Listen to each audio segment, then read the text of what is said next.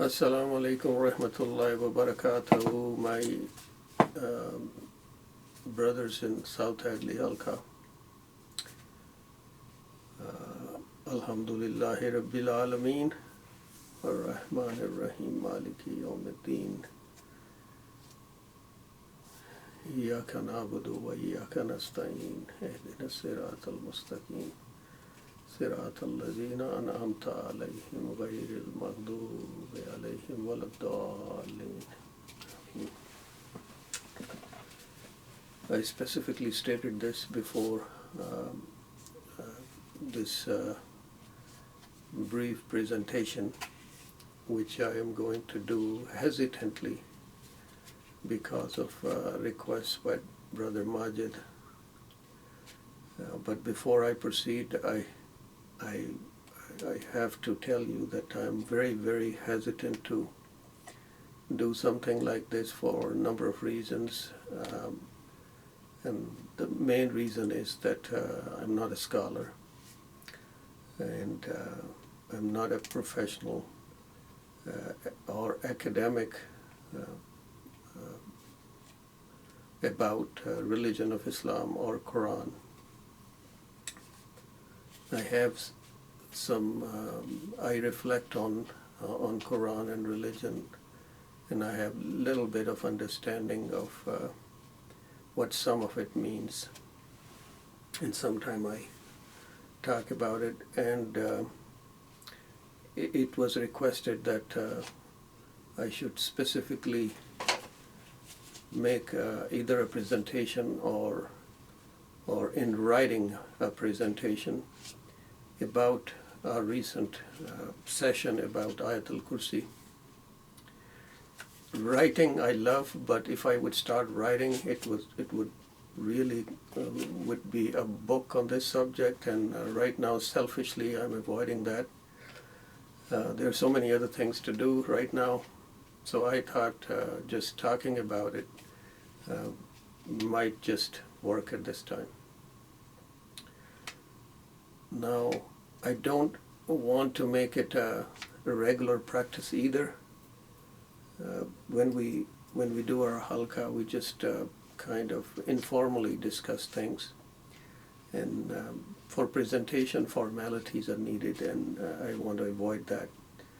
But fundamentally, the main reason is that I am not the one who is of any type of authority on this subject.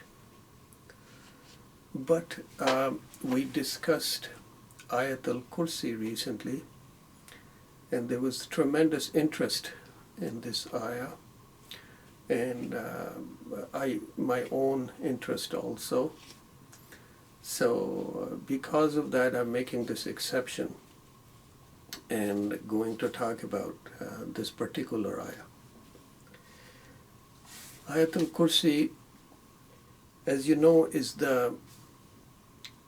it's on first page of third sipara or juz or part of Quran, and it's ayah number 255 or 256 if you include Bismillah as the first ayah of Quran. Some people do, but number 255 of Surah Al-Baqarah, and it's on the first page of third juz. This is a Madani surah, meaning it was revealed when Prophet Muhammad sallallahu alaihi wasallam, may peace be upon him and his family and followers, he has already spent many years in Mecca, and there are large amount of Meccan surahs which are worth reflecting, of course. But this particular verse was revealed in Medina, and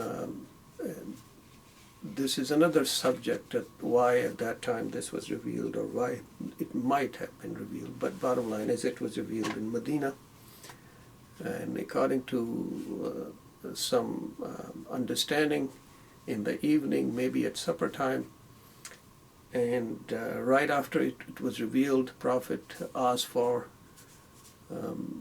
Zaid bin Haris, this name, Zaid bin Haris, try to maybe remember this young man's name. Extremely important for our context, because he was the lead scriber of the Quran. He was a young man at that time, and then he had critical role afterwards to present Quran in the way we see today. But in any case, he asked for Zaid bin Haris, and it was written. And then in later traditions, there are many hadiths about this particular ayah. According to one of them, it is 1/3 of the Quran. Now imagine this, that if you know this particular ayah, if you understand what it is, you might understand 1/3 of the Quran. So how significant this is. It is probably one of the most quoted, most recited, one of the most recited verses of the Quran, one of the most decorated also. You might see it in masajids and homes and displayed here and there. Most recited in different format, not just salah. It is recommended that one should recite it before sleeping and before prayers. But more or less Muslims all across the globe have understood, or scholars have understood, that this verse has tremendous significance, as Hazur, our Prophet, has told us so.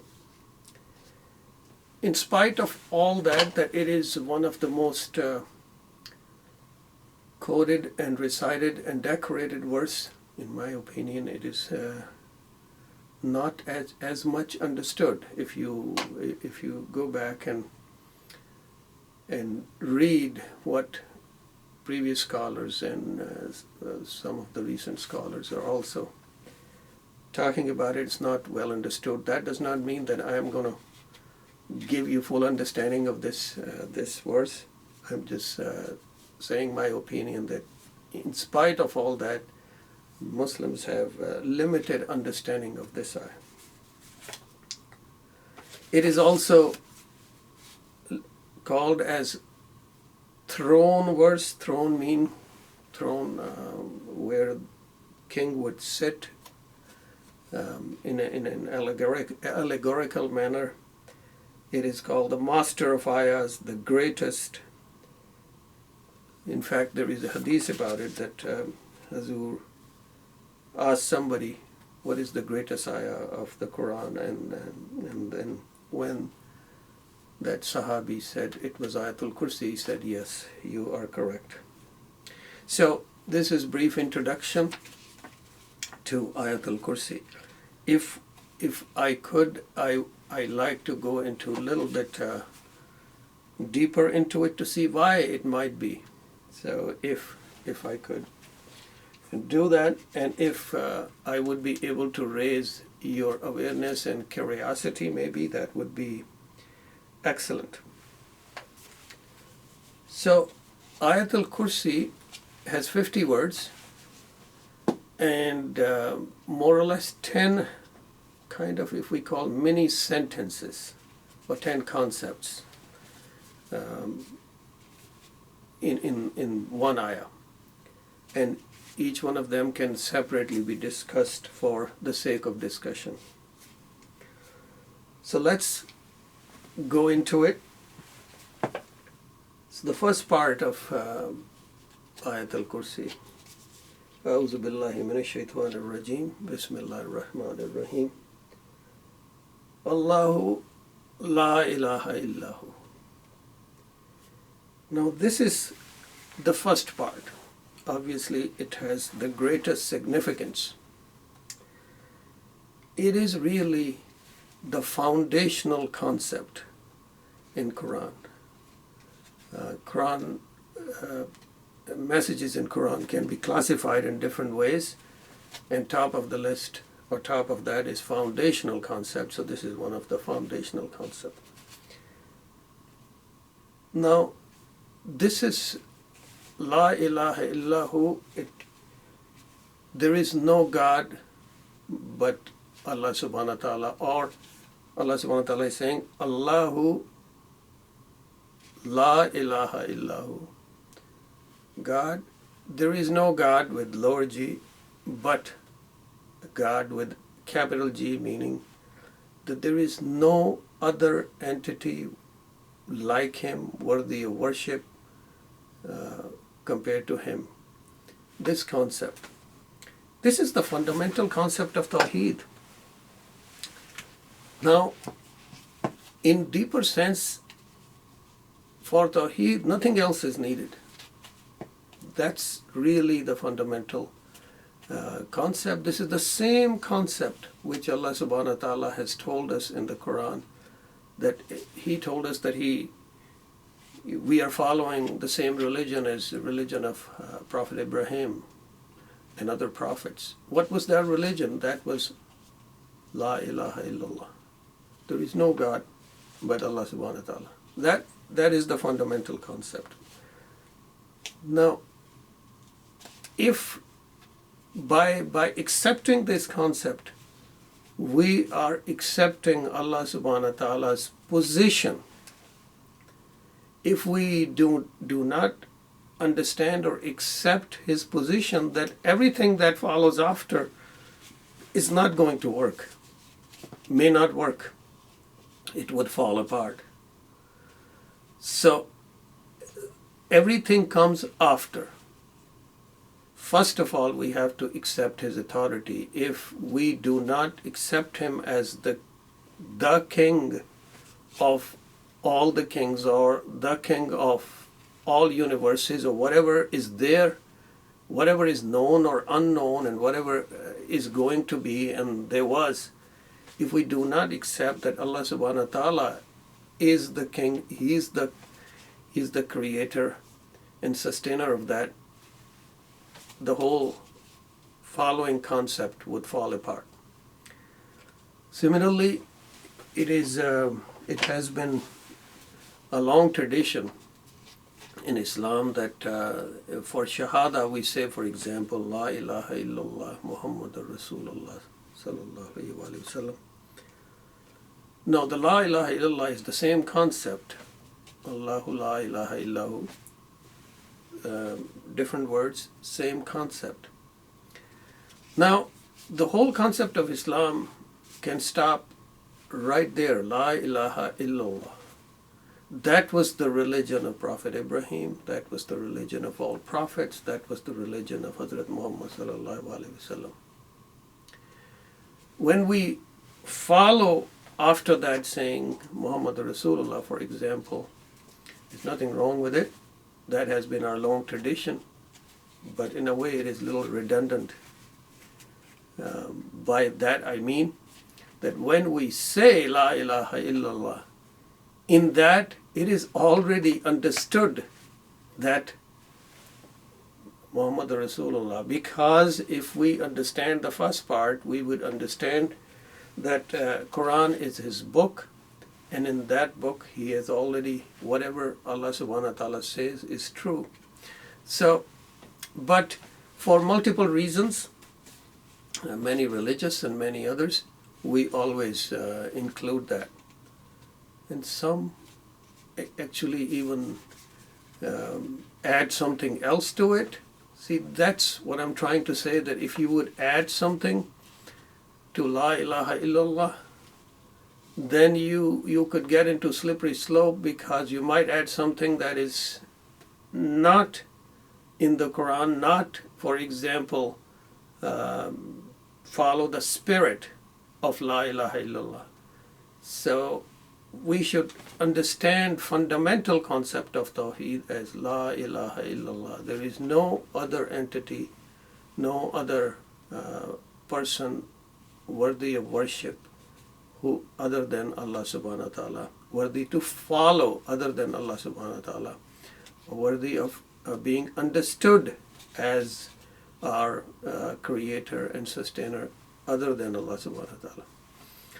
And of course he told us that he completed this religion by sending his last prophet Muhammad sallallahu alaihi wasallam. We understand that. But we only understand that if we understand the first part, which is the principle. So that's why this first part, Allahu la ilaha illahu, is tremendously important. And without understanding that part, everything else could have problem. Scholars have tried to parse it out even further, but I think for sake of discussion, I would go to next topic now. Before I go, I also, maybe I should have said so before, that if you look at different scholars or books, the way we look at scholars now is we read their books and what their written material, if we find some. So if we do some research and see how people have tried to explain the meaning of Ayatul Kursi to us, there are so much variety. For example, if you take this is an Urdu translation of Quran, and I think it is I would say Saudi sponsored. This, if you read this one, more or less it says that you should avoid going into deeper part of the meaning of Ayatul Kursi and just read what it is and go forward. That's what I basically understood after reading the meaning of Ayatul Kursi in this book. And meaning is described in a simple paragraph, and that's it. As I'm from Pakistan and I know that deal or spend more time with Pakistanis, they read Maulana Maududi all the time. Maulana Maududi, it takes it to a little bit higher level and talks. I have separated Ayatul Kursi in 10 different parts. He doesn't do that way, but he has given enough weight to some of the concepts, though he still does not go deeper into it, in my opinion. Some of the older tafasirs, what they have done is, in fact, most of the tafasirs, if anybody has tried to go deeper, what they have done is they would describe the first part of my presentation, where I said that Ayatul Kursi was the ayah number 255, it is the greatest ayah, and it is recommended to be recited, and the Prophet said it was greatest, and that kind of information they have provided. But they have avoided talking about different words or concepts, more or less. Some of them did, but more or less they have avoided. If you go into, let's say, YouTube and try to, because this is so significant ayah, different scholars have given kind of speeches or presentation on it. Most of those speeches follow the same kind of pattern, that they would describe what is already kind of known and what hadith stated, and stating that it is the greatest ayah and one should recite it and all. Sometimes some scholars have taken a different approach, and for example, Noman Ali Khan has given, I heard his lecture on Ayatul Kursi that was taking to a higher level. He has, of course, unlike me, command on Arabic language, so he provides linguistic insights into the Quran and also the concepts. So if you have interest, please watch his video too. That is also pretty good.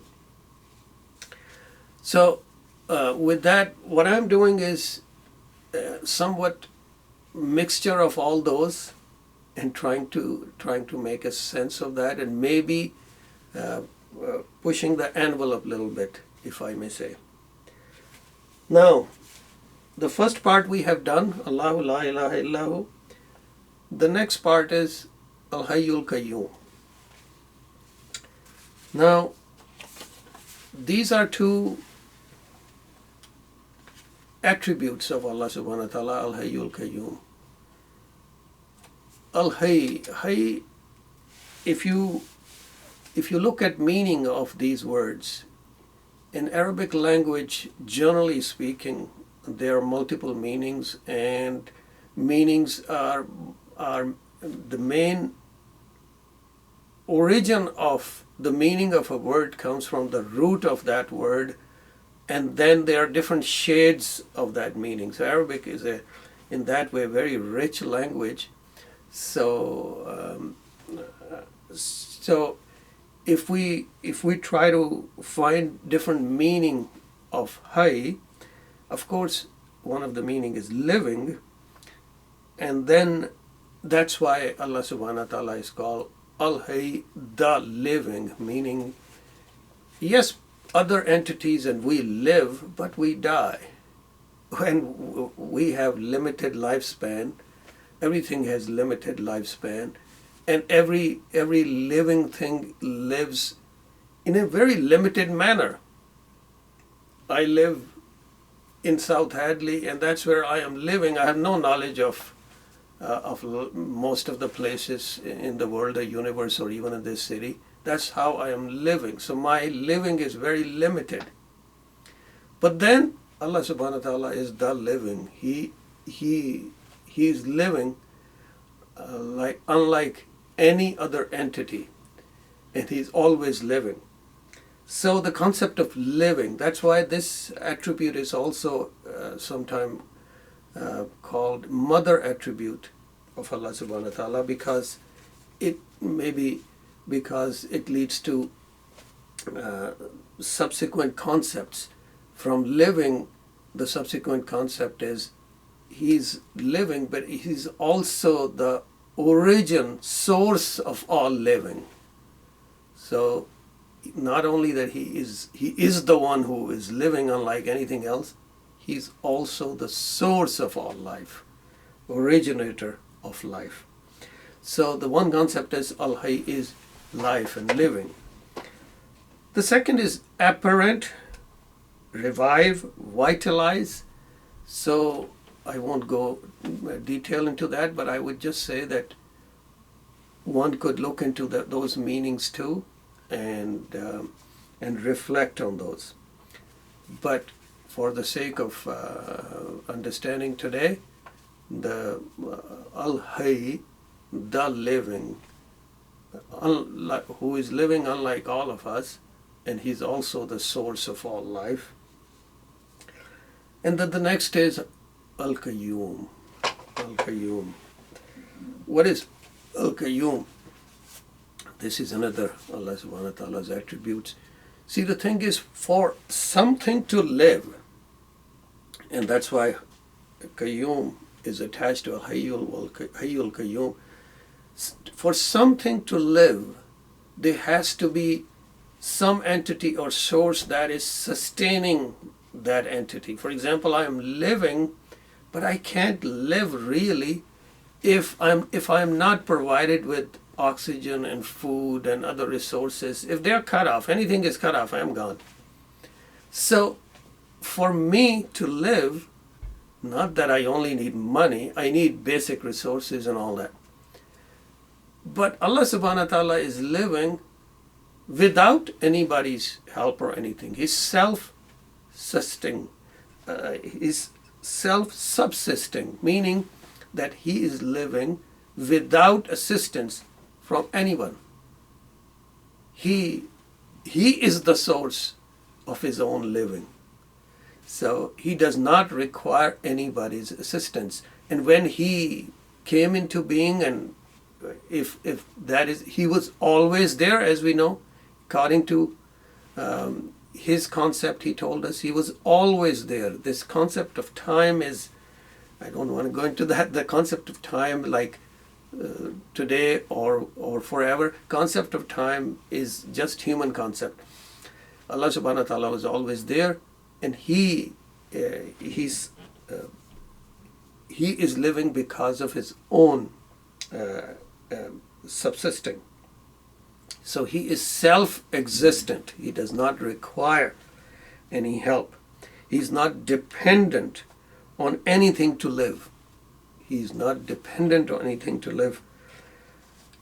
Like I said, Al-Hayy concept leads to this understanding that all life originates from him. Full understanding of Al-Qayyum also give us this understanding that we all need him to subsist, to live. So the secondary concept of Al-Qayyum is that we, all life, everything really, life or not life, requires him to be there, to be there or subsist and live or pass. We need him. Without him, there is no Zubair Kareem or anything else. So Al-Hayyul Qayyum. So we have done only 2 sentences yet. Let's go to the third one. La ta'khudhuhu sinatun wa la nawm, which translated simply, slumber does not overtake him, nor does sleep, meaning he does not get, if you could use the word, drowsy or sleepy or sleep, or he does not sleep. These concepts are given to us because this is the way we understand human beings. But for us to think that Allah subhanahu wa ta'ala would sleep, well, he's beyond these concepts of food and sleep.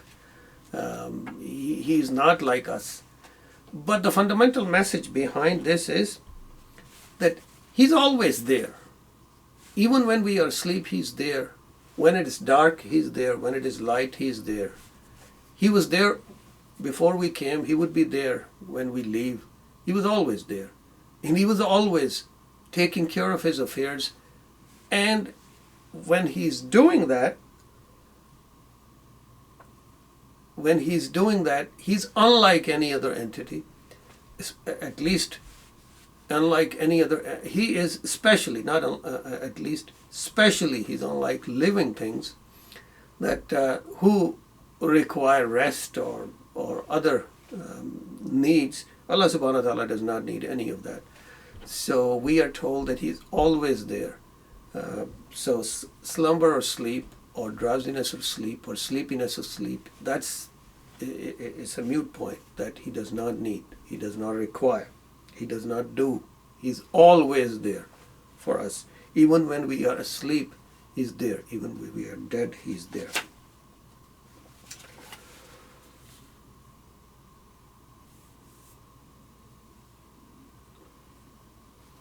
Now the fourth one is Lahu ma fis samawati wa ma fil ard,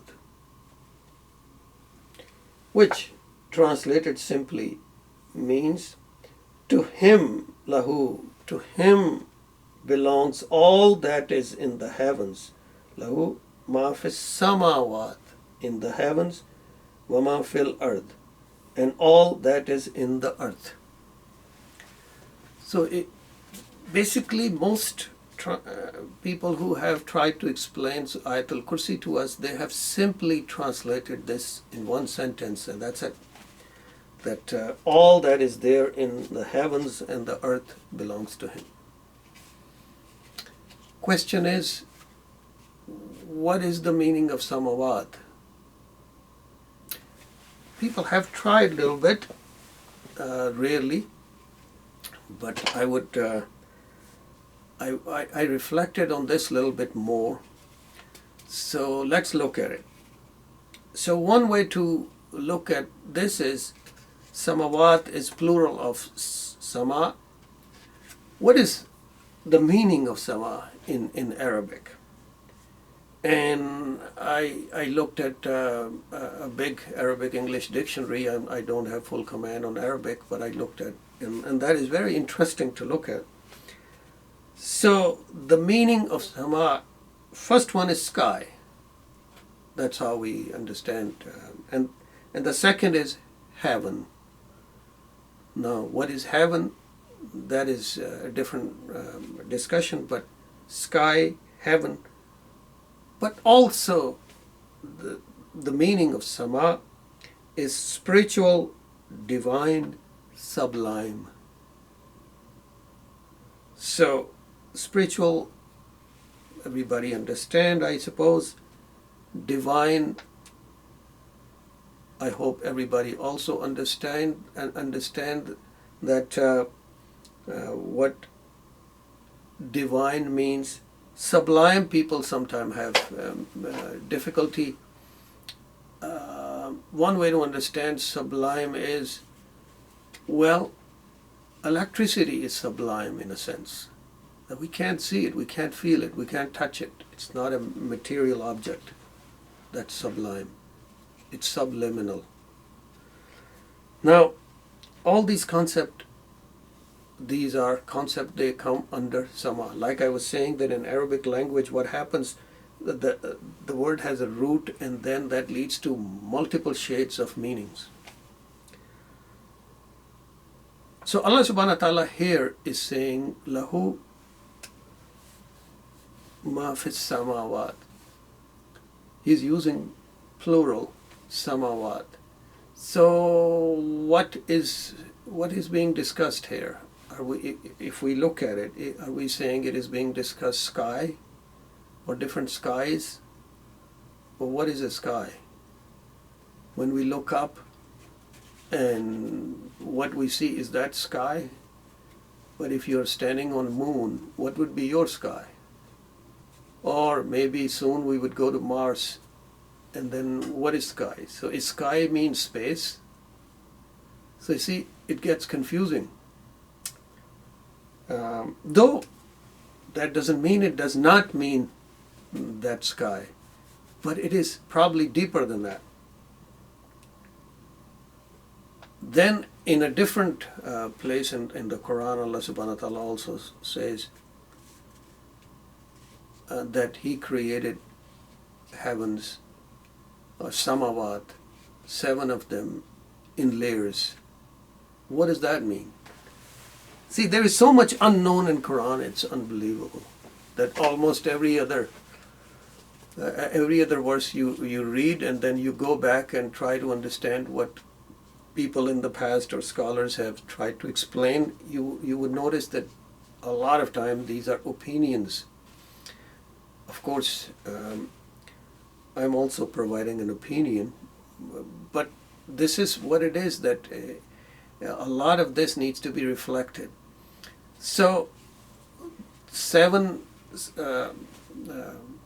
when Allah subhanahu wa ta'ala says that 7 skies or whatever that it means by samawat, we do not have understanding of it. Bottom line is, we do not have understanding of it.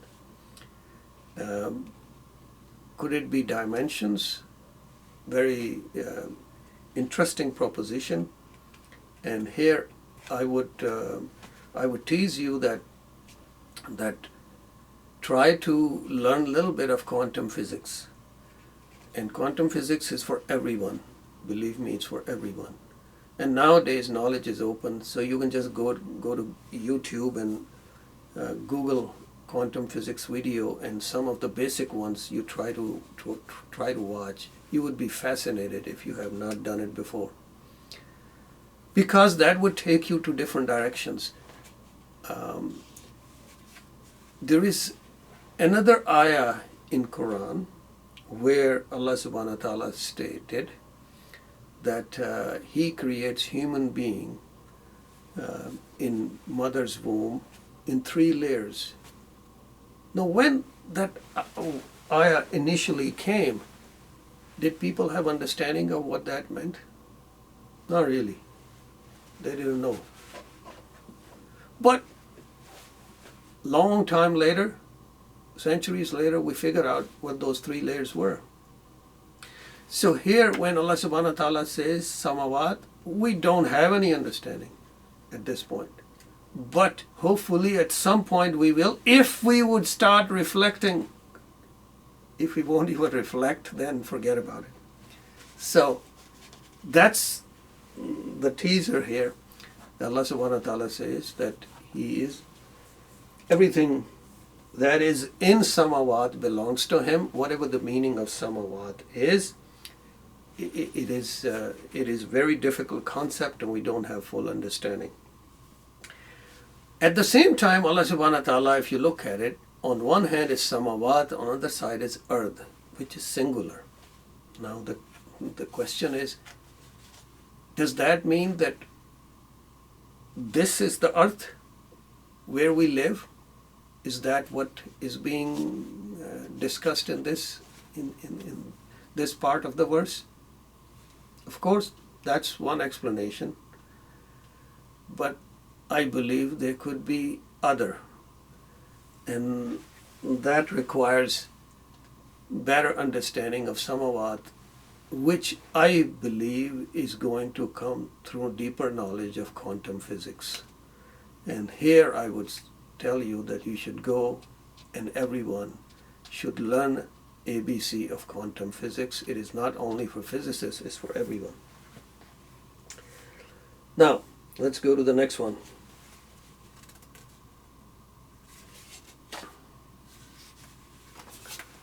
Number 5. Man zallazi yashfa'u indahu illa bi'izni. Who is it that shall intercede with him except by his permission? The key word here is yashfa'u. Every part of these ayah have some key words. Like the previous one, the key word was samawat. If we understand that, we will understand earth or earth. But because we don't have a full understanding of samawat, we think earth is right here. Anyway, for this part of the verse, the key word is yashfa, which basically is saying Allah subhanahu wa ta'ala, who, in this part Allah subhanahu wa ta'ala says that who can intercede with him except by his permission. Concept of shafa or intercession, I think that the English translation of intercession does not do full justice really. Intercession means two parties are fighting and you try to kind of intercede, and that's not basically here. Maybe the closer concept is sifarish. That's probably closer concept for we Urdu speaking people can understand at least. But anyway, if people understand the same, people have understanding of intercession as sifarish, that's fine. But this is another area which needs really a good amount of discussion.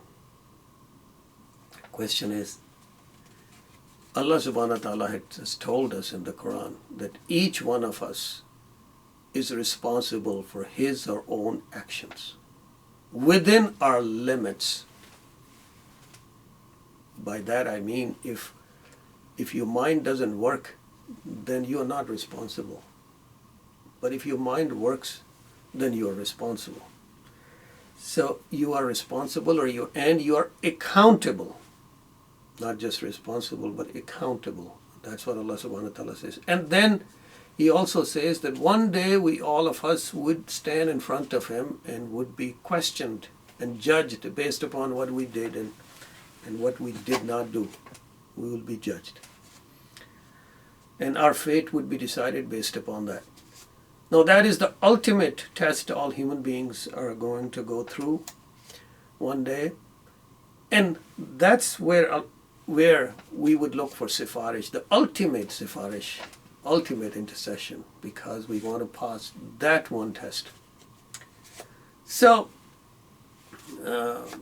most Muslims understand that hopefully Prophet would intercede on their behalf.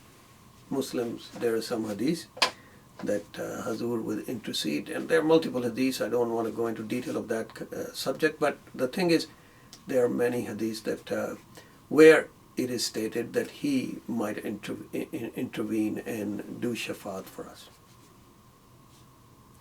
And then there is this concept that other than him, other could there be anybody else can intercede for us?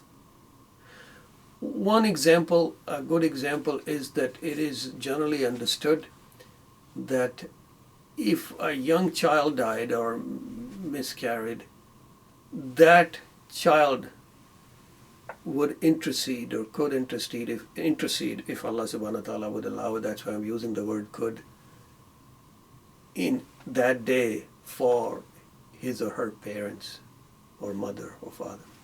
So that's one different intercession than prophets. And then people have this understanding that there are a variety of understandings that some pious people and good people and truthful people, and they might intercede. That's why people always ask other people to do dua for me.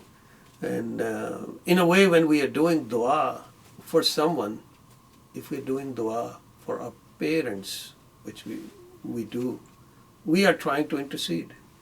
We're doing this sifarish to Allah subhanahu wa ta'ala. So it has a broader concept and multiple dimensions. But one thing is important to understand, in my opinion, and that, if I could try to explain it on human level, see, U.S. justice system, more or less, justice prevails in our country. There is a constitution and courts and laws and all that. Both parties are given chance and they present their case, and based upon human understanding of that, a decision is made and person is punished or let go. So there is a kind of justice system.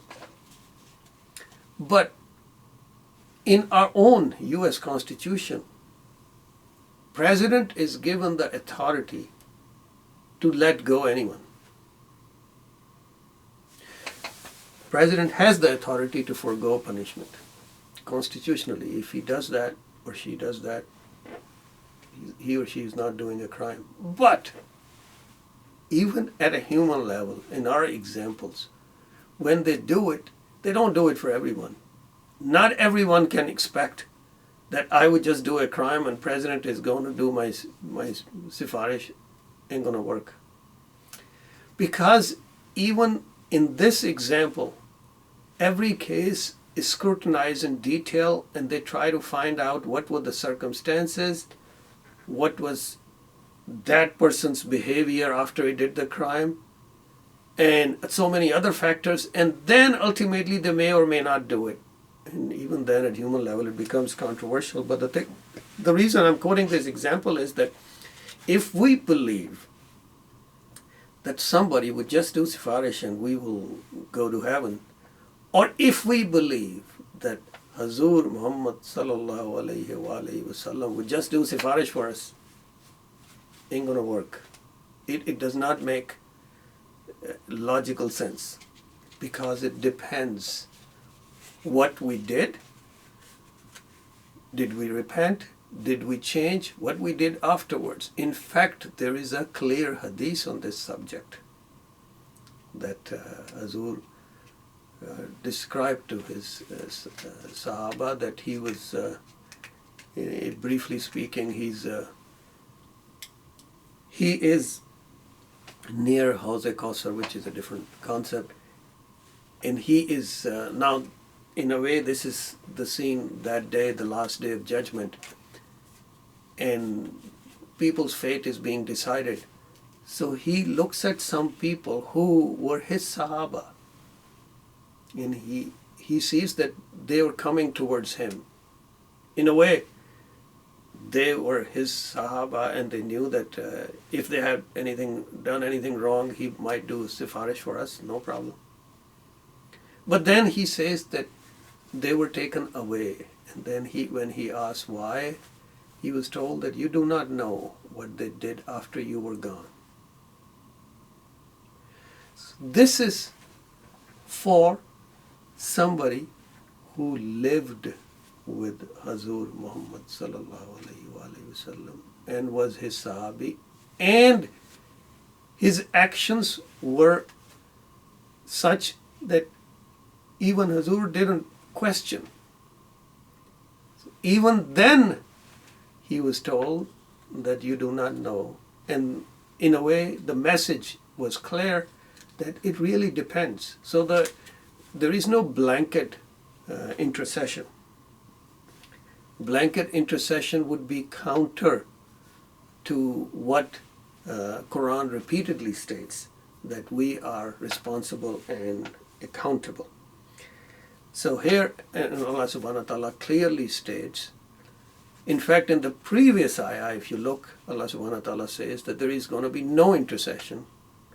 And then in this ayah, Allah subhanahu wa ta'ala again says there is going to be no intercession, or in this ayah it is saying that nobody can intercede except with his permission. If he would allow it to let it go, then it would happen. And who would he allow? And when would he allow this? Okay, that is in a next concept we will discuss in a second.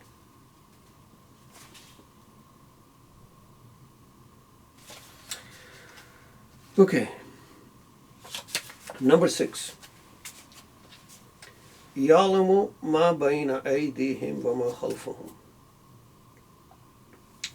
He knows what lies before them and what lies behind them. So the sifarish would depend upon knowledge, of course, because Hazur, at that point when he's describing in this hadith, he did not have knowledge of what those people did after he passed away. But Allah subhanahu wa ta'ala has all the knowledge. In this part of this ayah, Allah subhanahu wa ta'ala is saying, He knows what lies before them and what lies behind them. Not just them, He knows what lies behind, what lies before. So He has the full knowledge of everything and everybody. So when somebody would try to do intercession or shafa or sifarish for someone on last day of judgment, ultimately it's going to be Allah subhanahu wa ta'ala deciding, because He is the only one who would have access to that person's actions in life. So that's the meaning of He knows what lies before them and what lies behind them. We will go into this subject a little bit later again. Next one. Next one is, again, very interesting subject of my liking.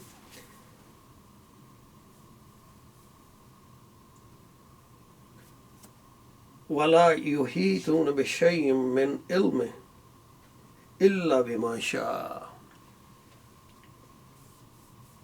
And they do not comprehend anything of His knowledge except that which He wills. After saying that He knows what is behind and after, meaning He knows everything, then Allah subhanahu wa ta'ala is making another point, that they do not comprehend, or anybody do not comprehend anything of His knowledge except that which He wills. So in one way to understand this is straightforward, that Allah subhanahu wa ta'ala's knowledge is bigger than anybody else and nobody understands. But I'm going to go a little bit deeper on this, because this concept of ilm, so this gives me a chance to talk about this concept right here. When Allah subhanahu wa ta'ala says His ilm, what does that mean? You know, people have different understanding of this concept. Let's look at it simply first. And I was really baffled or educated, I would say, baffled and educated at the same time when I tried to read dictionary meaning of ilm. So the same dictionary, English, Arabic to English. So I tried to find out what is the meaning of ilm, for example. So the meaning of ilm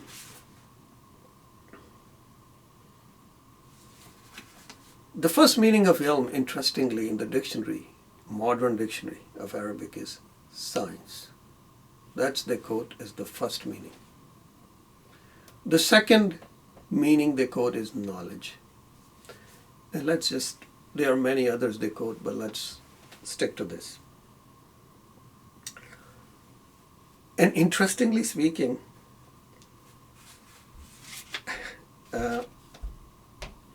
when you try to find the Arabic word for, let's say, secular, or the meaning of ilmiya, translation is secular. Or ilmiya, either secular or scientific. That's how it is translated. So I want you to remember this thing, that the general understanding of the word ilm in so-called scholars or people who I shouldn't say so-called, meaning people who understand these words now, they have translated as science, or even ilmiya means an ideology based upon ilm, and that they translated as secular. So because they would translate ilm as science, so that's why the ideology based upon that is secular. Interesting. But then Allah subhanahu wa ta'ala says He's the source of all ilm. He is Al-Alim. What is that? How would we make peace with this concept? Because it is quite common, until recently now, things are a little bit changing, until recently now, that so-called any ideology based upon science and logic is considered not at least inferior level of ilm, or maybe not ilm. But as you can see, that there are other explanations also. Now, I would try. This is the way I would try to understand this. When Allah subhanahu wa ta'ala says that He is the source of all ilm, and nobody can get anything except He blesses someone with part of it. So what we do is, if we ask someone, and if you try to read, not the dictionary thing, now I'm going into people who try to understand this. What is ilm? So most common explanation is, ilm is something that we know. That is the usual definition of ilm. So let me give you my opinion on this and my difficulty with this. And for that, I would use an example. Imagine I am standing at Boston Harbor, and I have only seen the city of Boston. My back is towards, my front is towards the city of Boston, and I do not know what is behind me. Let's assume that I do not know what is behind me. I'm looking at city of Boston, which is, as you know, is on the ocean. I'm sitting at city of Boston, and here is the city, here is the ocean, I'm looking at it. So if somebody asks me, what is water? In my mind, I would say, this is water. I might say, this is the water. But people who are facing this way, they might start smiling. Because, yes, this might be water, but behind me is Atlantic Ocean. So when we say ilm is something we know, we are talking about ilm in our hand. Actually, ilm is that we do not know, which is behind us. So the ilm, the better definition of ilm is something that we do not know. Once we know it, it becomes information. See, until Newton figured out this concept of gravity, apples were falling all along, but one day he just figured out a small piece of that Allah subhanahu wa ta'ala's principle.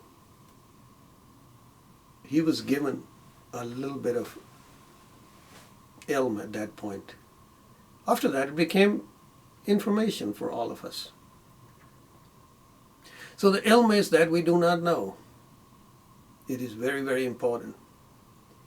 And there is no limit to ilm. Of course, Allah subhanahu wa ta'ala has created everything in pairs. So ilm, it is very common that whenever we have this discussion, people always talk about the negative ilm and negative side to things. Of course, there are negative side to things of everything. There is beneficial ilm and non-beneficial ilm, good ilm and non-good ilm for human being. For a person. Even at a human being level, ilm of something, how to operate a gun, it's not good for everyone. So it varies.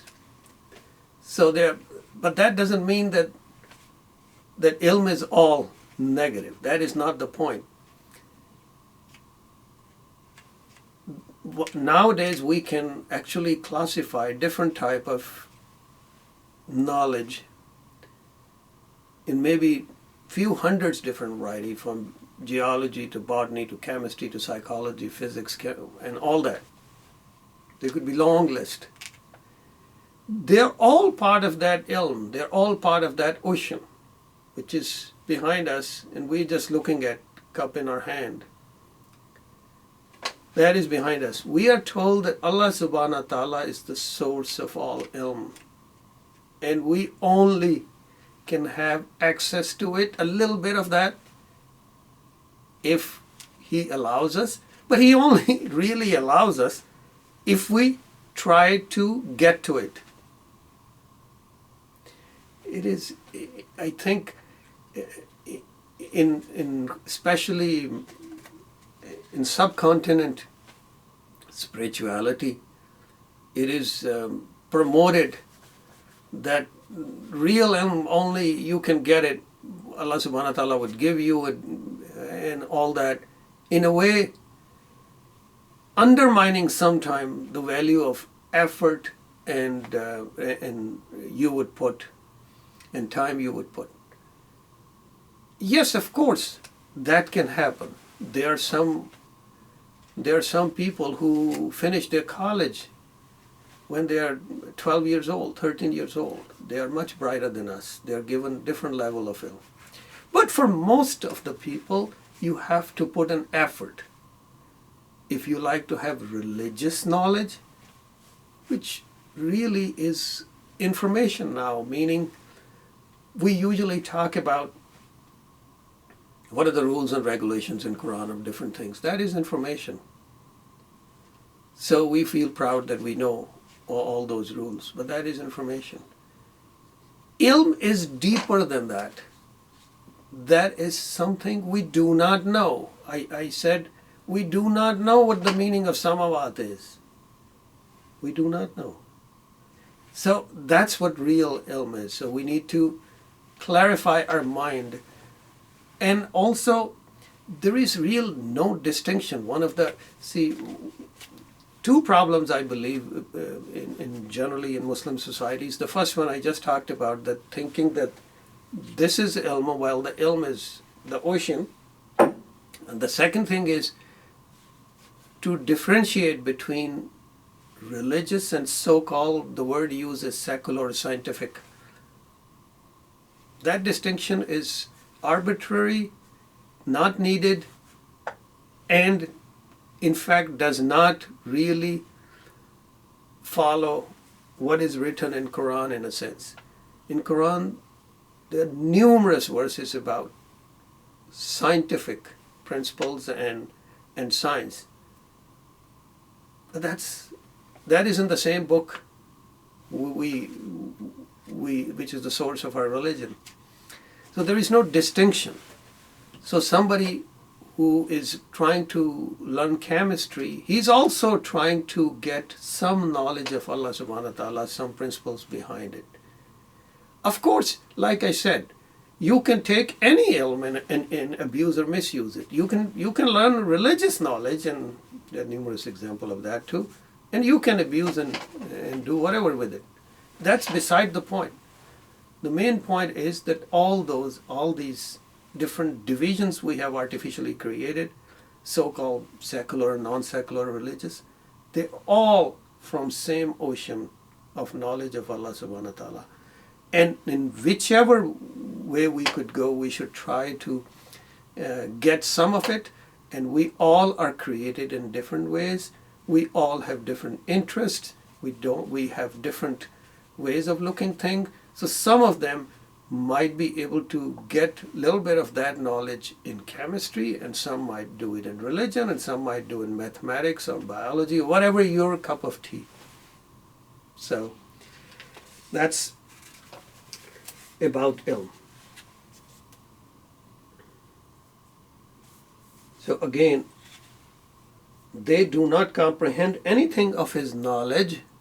We do not comprehend anything of his knowledge except that which he wills, of course. Okay, next.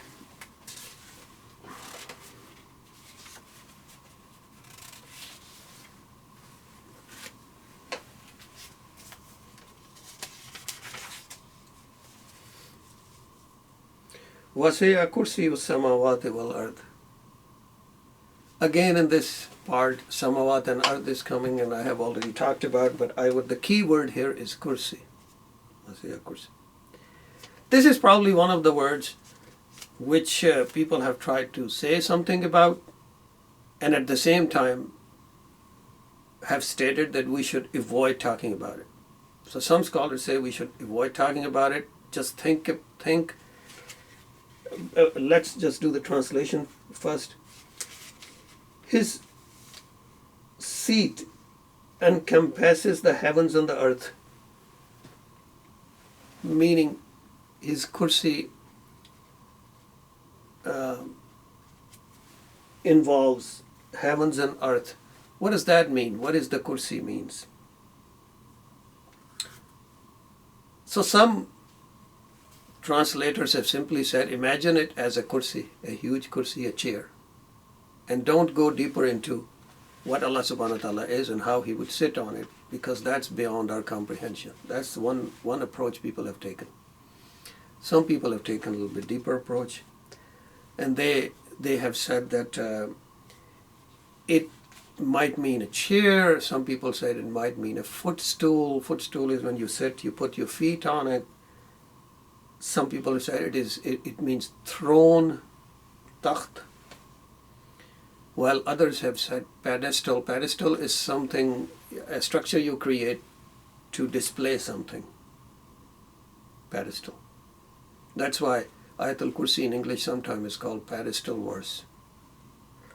And because of throne, it's called throne verse. Now, of course, all that is true. What I prefer is that Allah subhanahu wa ta'ala, as Allah subhanahu wa ta'ala states in other parts of Quran, that he uses these concepts and words for our understanding, but the real meaning is usually different. Yes, one of the meaning one could take just for the sake of understanding. So the best word, and I'm still looking for the right word, is his authority. In fact, a better is not authority. Authority is one way to describe, meaning his kursi means his authority or his sovereignty or his knowledge. These are the words people have used. But the way I understand is his kursi means his position in overall scheme of things. Ayatul Kursi. This is the ayat that describes his position in the universe, or whatever exists or going to exist or ever existed. Compared to that, Allah subhanahu wa ta'ala's position. That's what Kursi is, that this ayah is describing his position in reference to. If we want to call that position, meaning as a chair, this is his position, he sits on it, or pedestal where everything, all his attributes are displayed or manifest, okay, that's fine. But the Kursi, the concept of Kursi is his overall position. By position I mean the position of president is on top of, legally speaking, on top of all of us to follow, make sure that everybody, including himself, is following rules and regulations. That's his position. It doesn't matter the president is a she or he or whoever that is, but the president's position has these things, these responsibilities. That's his position. We respect presidency, which is the position. We respect presidency because of its position. We respect our Imam because of his position. So Ayatul Kursi, Kursi means Allah subhanahu wa ta'ala's position for all of us, for human being, for everything, not just human being. So this is what Kursi means.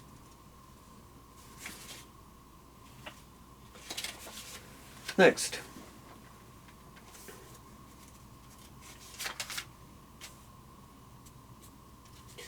وَلَا يُوَدُّهُ حِفْظُهُمَا.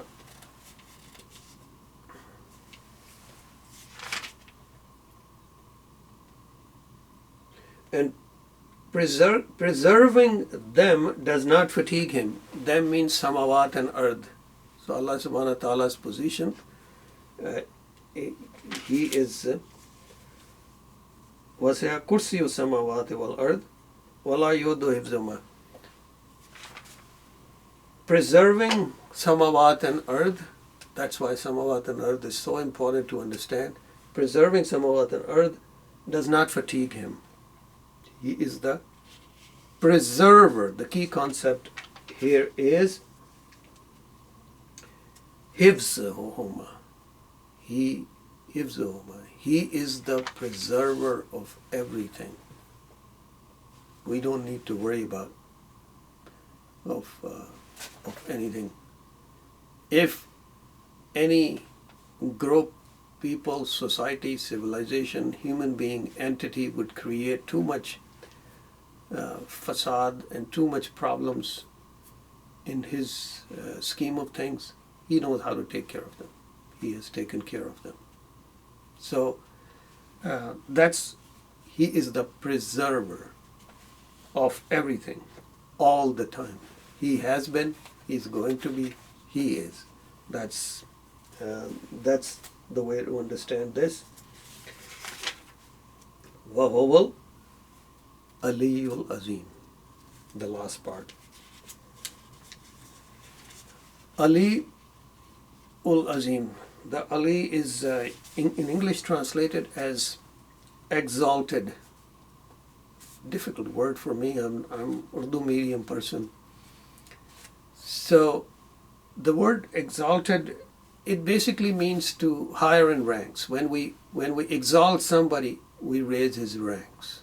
When kings in old days would raise somebody's rank in their cabinet, so they were exalting somebody. So ultimately, Allah subhanahu wa ta'ala is the exalted Al-Ali.